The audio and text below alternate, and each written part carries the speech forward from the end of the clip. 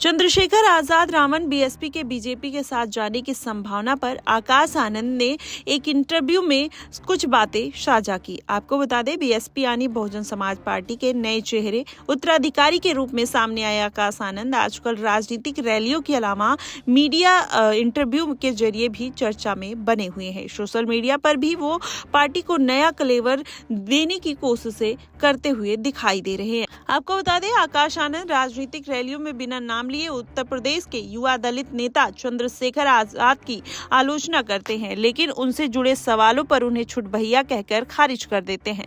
कभी अपने दम पर उत्तर प्रदेश में सरकार बनाने वाली बहुजन समाज पार्टी की राजनीतिक हैसियत पिछले चुनाव में काफी घटी है। पार्टी ने पिछला लोकसभा चुनाव समाजवादी पार्टी के साथ गठबंधन में लड़ा था और 10 सीटें जीती थी, लेकिन इस बार बसपा अब अकेले चुनाव लड़ रही है। आपको बता दें, खास बातचीत में आकाश आनंद ने बीएसपी को बीजेपी की बी टीम बताए जाने के आरोपों को खारिज कर दिया है, लेकिन चुनाव के बाद बीजेपी के साथ जाने की संभावना से जुड़े सवाल पर उन्होंने ये भी कहा कि बीएसपी का मकसद राजनीति सत्ता में लाना है। इसके लिए पार्टी को जो सही बनेगा वो करती हुई दिखाई देगी। वो बीजेपी के साथ जाने की संभावना को स्पष्ट रूप से खारिज उन्होंने नहीं किया। वहीं चुनाव के बाद बीजेपी के साथ जाने की संभावना से जुड़े सवाल पर आनंद ने कहा कि हमारा अंतिम लक्ष्य ये है कि हम राजनीतिक सत्ता में आ जाएं ताकि हम अपने समाज के लिए काम कर सके। जब उनसे पूछा गया कि आप ये बात से इनकार नहीं कर रहे, अगर आपको साथ जाना पड़े तो क्या आप जाएंगे, तो उन्होंने कहा कि हम जाएंगे नहीं, लेकिन हमें किसी का इस्तेमाल करना पड़े तो हम करेंगे, किसी का इस्तेमाल करेंगे। और किसी के इस्तेमाल करने को परिभाषित करते हुए वो कहते हैं, इस्तेमाल करने की परिभाषा ये होती है कि हम अपनी विचारधारा से समझौता नहीं करेंगे, हम अपने सिद्धांतों से समझौता नहीं करेंगे, हम उनका इस्तेमाल करेंगे ताकि हम अपने लोगों की सेवा कर सके।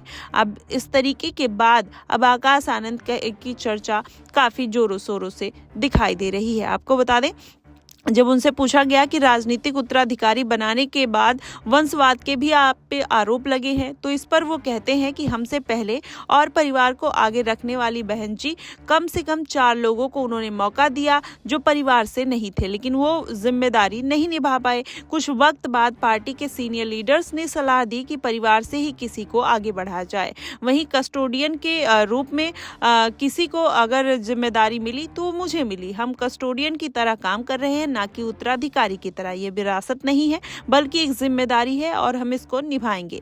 जब उनसे पूछा गया कि भीम आर्मी के चंद्रशेखर का नाम क्यों नहीं लेते आकाश, तो आकाश आनंद ने भीम आर्मी आजाद समाज पार्टी के नेता चंद्रशेखर से जुड़े सवालों पर वो बात करने से बचते हुए दिखाई दिए, लेकिन उन्होंने कहा कि चंद्रशेखर को एक राजनीतिक खतरे के रूप में खारिज करते हुए आकाश कहते हैं कि जो एक पार्षद तक चुनाव नहीं लड़ सकते, जीत नहीं सकते, आप नेशनल पार्टी से उनकी तुलना कैसे कर सकते हैं? कहां से आप खतरा मान रही हैं? ये तो विपक्षी पार्टियां समय समय पर छोटे छोटे दल खड़े कर देती हैं, उनको फंड कर देती हैं, ये वो हैं।